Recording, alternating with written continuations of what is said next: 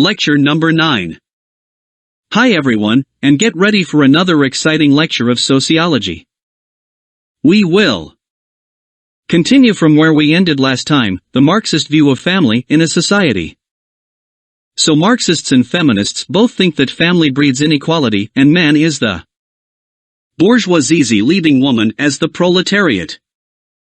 Women have to sew all the childbearing and housework without getting even a penny for all their hard work.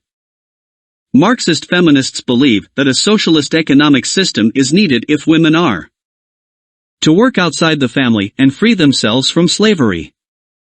This economic system should provide women with the same employment opportunities, the same promotional opportunities and the same pay as it does to males who do the same jobs.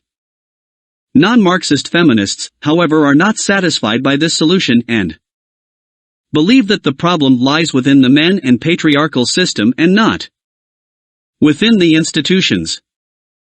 Even if women are given the same economic conditions, they would still be socially compromised.